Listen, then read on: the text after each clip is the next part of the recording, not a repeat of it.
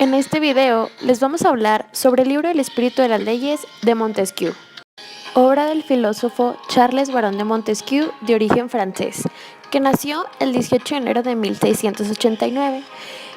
Este personaje fue creado en el seno de una familia noble y se formó en leyes, lo cual se inspiró para realizar esta obra, que es la más sobresaliente.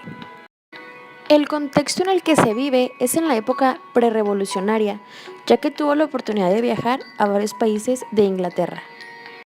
La obra se divide en 31 libros, 509 capítulos, cada uno con un contenido y con un título diferentes. Es por eso que solo hablaremos de los principales postulados del libro.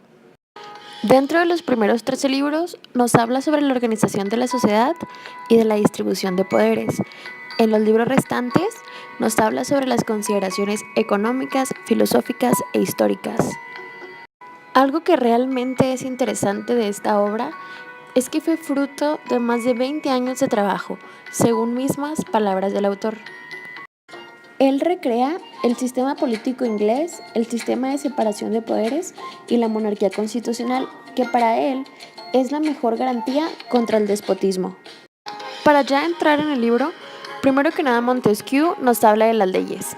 Para él las leyes son relaciones naturales derivadas de la naturaleza de las cosas. Y nos enmarca dos tipos de leyes. Las primeras son las leyes de la naturaleza, las cuales son las primeras que rigen al hombre, que imprimen en nosotros una idea de creador y nos lleva hacia él. Es la primera por importancia, pero no por orden. Las segundas son las leyes positivas, las cuales surgen cuando el hombre empieza a vivir en sociedad, pierden el sentimiento de su flaqueza, genera entre ellos una igualdad, pero empieza el estado de guerra. Después, Montesquieu se propone analizar las tres formas de gobierno existentes para desentrañar cuáles son sus correspondientes naturales y sus principios. Como número 1 tenemos la república, la cual consiste en que el sujeto del poder es todo el pueblo, que sería en sí una democracia, o las familias que constituyen a una aristocracia. Como número 2 tenemos la monarquía, la cual el príncipe es quien tiene todo el poder, pero gobierna conforme a unas leyes establecidas y con la ayuda de poderes intermediarios subordinados. Y por último, en el despótico, el poder también está en uno solo, como en la monarquía, pero sin embargo no existen las leyes ni reglas, pues gobierna un soberano conforme a su voluntad y sus caprichos, y lo hace mediante el temor hacia los ciudadanos. Es importante distinguir entre naturaleza y entre principio de gobierno. La primera es que la naturaleza es lo que hace ser y el principio es lo que hace obrar. Un Estado popular no basta con la vigencia de las leyes ni el brazo del príncipe siempre levantado, sino que se necesita un resorte más, lo cual es la virtud. El gobierno aristocrático tiene cierta fuerza que la democracia no tiene. Los nobles con su interés particular reprimen al pueblo. En cambio, la monarquía supone preferencias. La ambición es su principal característica. Es poco o nada peligrosa, puesto que se puede eliminar por cualquier medio. Las leyes de la educación son las primeras que recibimos y las que nos preparan para la ciudadanía. Si el pueblo en general tiene un principio, las partes que lo componen, o sea las familias, lo tendrán también. En las monarquías, la verdadera educación es cuando se sale al mundo exterior, pues ahí se conforma la escuela de honor. En esta encontramos la educación servil, puesto que nadie es tirano sin antes ser esclavo.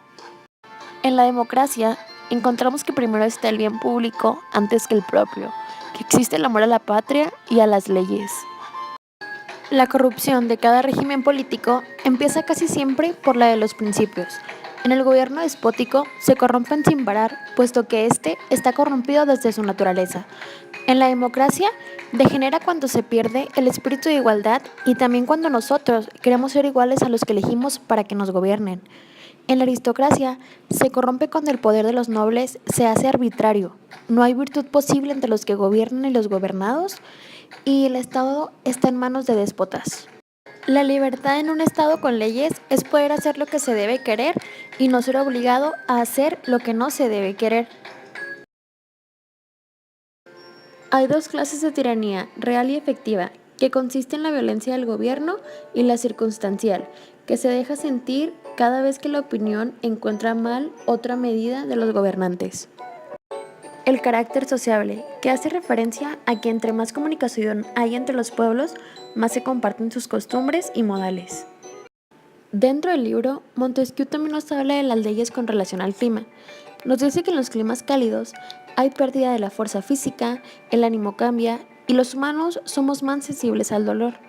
En cambio, en los climas fríos se dice que hay más vigor, que los hombres tienen más confianza en sí mismos, que hay menos rencor, que hay menos deseo de venganza y que somos más francos. La moneda es un signo representativo de todos los valores, sirve para el pago de toda mercadería y es generalmente de metal para que no se gaste con su uso. Las naciones organizadas imperan en un mundo por búsqueda de oro y plata, aumenta cada día por extraerlos de los suelos o por buscarlos fuera del país. Dentro del libro también toca el tema de la religión. Nos habla de dos, la católica y la protestante.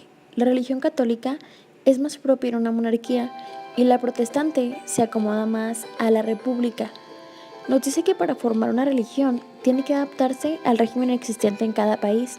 Las leyes divinas son inmutables y no deben estatuir sobre lo que corresponde a las humanas. Las humanas son emitidas a todos los accidentes y cambian a medida de que cambia la voluntad de los hombres. El espíritu de la moderación debe ser el que inspira al legislador.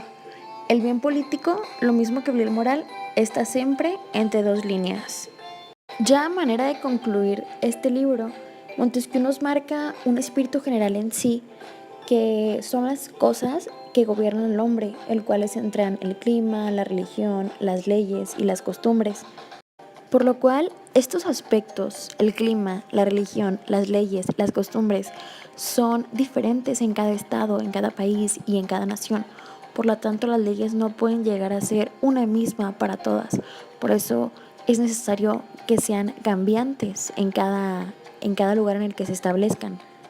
Hemos visto que las leyes también se han visto influenciadas por la naturaleza y el clima, porque de estos dependen una buena parte de los grandes cambios que la sociedad va obteniendo, y esto influye a las leyes, ya que las normas jurídicas surgen de los acontecimientos sociales para poder lograr regir una buena convivencia social.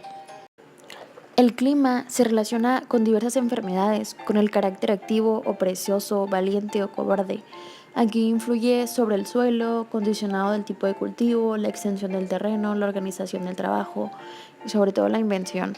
La abundancia o la escasez del suelo y su explotación determinan el tipo de sociedad que se va formando. Así como hemos visto, también la religión ha sido un factor importante en el cambio social y jurídico, ya que varias de las normas que rigen a nuestra sociedad se han basado en la religión predominante, ya que es el elemento moral más importante en la acusación social. Es un fenómeno social que Montesquieu estudia su lado convencional y humano, pero ordenador de la sociedad a través de las creencias. Considera que es absurdo imponer la religión de una cultura a otra. Nos dice que la religión sirve de freno en los despotismos y sus leyes corrigen a veces los inconvenientes de la constitución política, por lo que cuenta más su utilidad que la verdad o no de sus dogmas.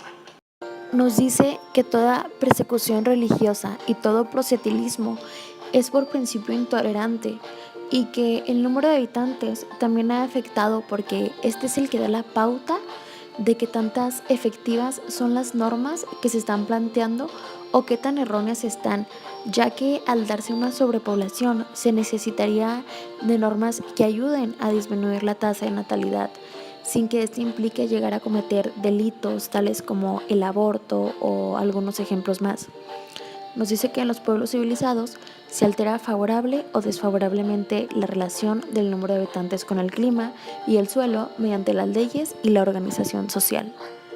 Bueno, y realmente eso es lo que nosotros creemos que son los principales postulados que tenemos que destacar dentro de esta obra, ya que es una obra demasiado extensa en donde es importante llegar a conocer la historia universal para poder comprender muchos de los aspectos de los que nos habla Montesquieu. Y aparte de que toca distintos temas y es un libro muy antiguo, también toca diversos países como por ejemplo lo es China, lo es Japón, lo son los países de Inglaterra o de España. Entonces creemos que es importante nada más enfocarte en ciertos elementos que te ayudan a entender por qué hizo esta separación de poderes.